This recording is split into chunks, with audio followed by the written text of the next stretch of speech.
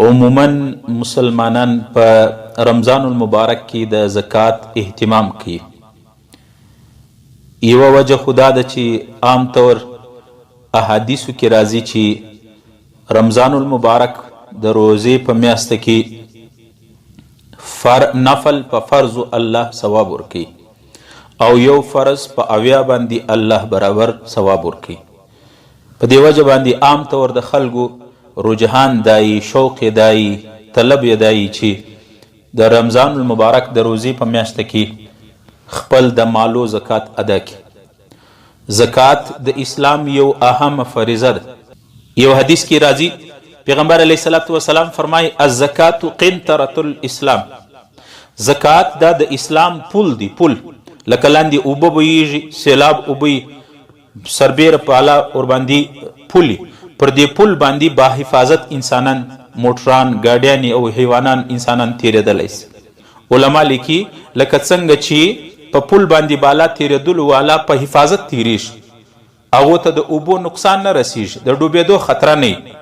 بلکل دغه طرح کم مالداره، کم صاحب نصاب، کم تاجر چې د خپل مال زکات ورکوي، د ډوبېدو سه، د نقصاناتو سه، د افتو سه به د مال محفوظ وي. عموما موږ خو دا وینو خلق کې دا هغی د ډیرو خلکو دا سوچ چې خپل پیسو سرمایه ته حساب وکړي، په مولوي صاحب دا دومره پیسې، د دونه سرمایه د دې خو په لکو زکات جوړیږي، نو د دومره لکو روپۍ زکات ورکولو سره به زما مال کم سي، دا خو ډیر نقصان دی، ډیر پیسې د سرمایه څخه ووتلې.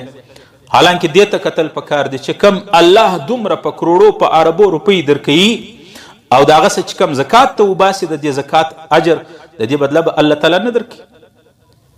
یو سړي سره 40 لکه روپۍ دي، په 40 لکه روپۍ کې 1 لک روپۍ زکات دي. الله بنده دې ته نه ګوري چې الله رب العالمین 40 لکه درکولو باندې قادر دی، دا 1 لک روپۍ بیا مزید چې ته زکات وباسي د دې باندې الله قدرت نه لري. حالانکه علما لیکي د احادیثو کې راغلی دی پیغمبر علیه الصلاة والسلام فرمایي چې د زکات باندې د مال حفاظت کیږي، مال تاوان نه کیږي. حضرت ابو هريره رضی الله عنه روایت دی قال رسول الله صلی الله علیه وسلم من ادى زکات ماله فقد ذهب عنه شره. رسول الله فرمایي چې څوک د خپل مال زکات ورکي، د مال څخه هغه شر، هغه مصیبت، هغه نقصان بیا لري. یو بل روایت کې راځي پیغمبر علیه الصلاة والسلام فرمایي حسنوا اموالکم بالزکات، خپل مالونه په زکات محفوظ کړي.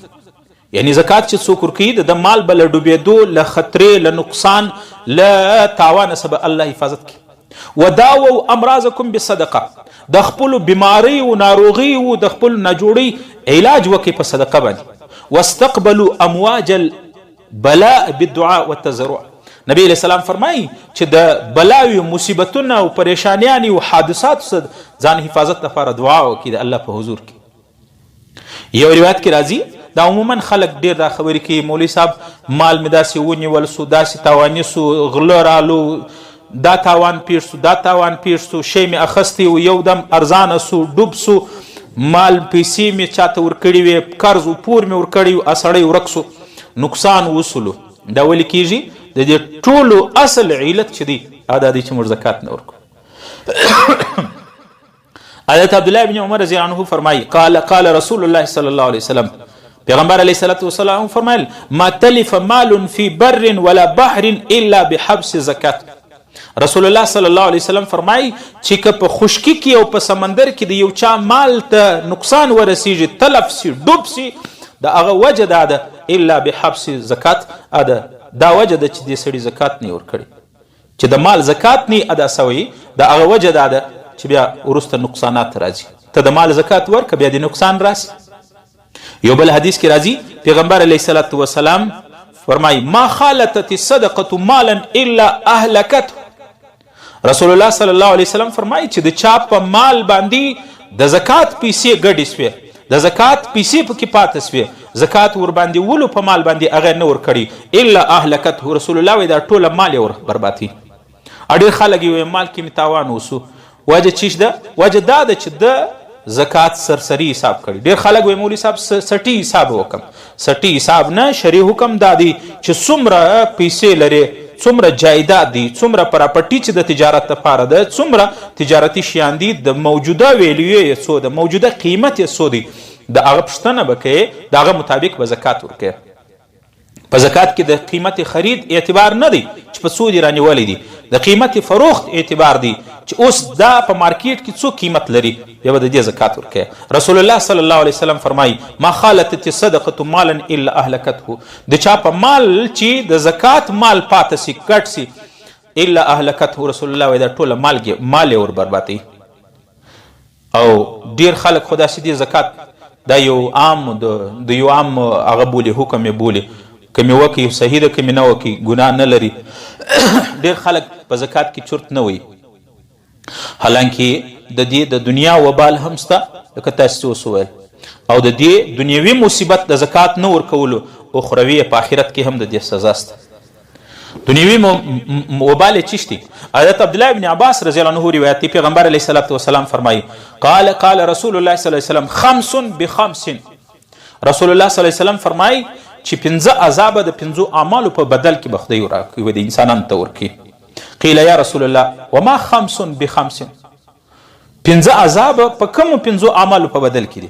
قال نبی علیه السلام فرمایي ما نقض قوم العهد الا سلط علیهم عدو، کم قوم چې د وعدې خلاف کوي الله به دشمن ور باندې مسلط کړي. وما حکموا بغیر ما انزل الله الا فشا فيهم الموت، کم خلق چې د الله د قرآن او د الله د احکام او د الله د شریعت خلاف فیصله کوي په دوی کې به مرګونه زیات سي. وما منعوا الزکات الا حبس عنهم المطر، کم خلق چې زکات ورکول پریږدي الله رب العالمین به د رحمت بارانونه ځین ودري. دا معلومه نه ده چې اوس دا بارانونه د چا په وجه باندې الله موږ باندې کوي. ولا تفؤوا المكيال الا حبس عنهم النبات واخذوا بالسنين، او کم خلق چې په ناب طول کې کمی کوي الله به په دوی باندې قحط سالی راولي، پیداوار به وي مګر برکتونه به کې نه. دا خو د دنیا مصیبت دی. په آخرت کې پیغمبر علیه الله رب العالمین قرآن کې فرمایي والذین یکنزون الذهب، کم خلق چې والذین یکنزون الذهب والفضة ولا ينفقونها فی سبیل الله، کم خلقو کم زنانو سره کم نارینهو سره چې سره زر سپین زر مال تجارت پیسې ورسره وي ولا ينفقونها فی سبیل الله، د الله په لار کې نه مصرف کولې، زکات نه ورکوي، فقیرانو ته صدقات نه ورکول. فتکوا بها جباههم وجنوبهم وظهورهم هذا ما کنزتم لانفسکم، الله رب العالمین وایي دا د دوی مال به د قیامت په ورځ د جهنم په اور کې انګار سي، د سکروټې به سي. فتکوا بها جباههم وجنوبهم، بیا به د دوی تندي او د دوی اړخونه او د دوی ملاوي او د دوی ځګرونه او د دوی سینې او نسونه به په داغل کیږي، او بیا به الله فرشتې ورته وایي هذا ما کنزتم لانفسکم، دا هغه مال دی، دا هغه بنډلونه روپۍ دي چې تا به یې ښولې زکات به دې نه ورکولې.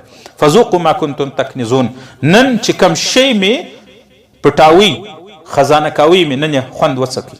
په دې وجه عزیزانو عرض گزارش دا دی زکات د الله یو حکم دی، زکات یو فریضه، یو دینی بنیاد، د اسلام یو بنیاد، اهم بنیاد، یو رکن دی. زکات ادایگی په هر نارینه زنانه په هر صاحب نصاب چې د نصاب مالکی په هغه باندې زکات ورکول واجب دی.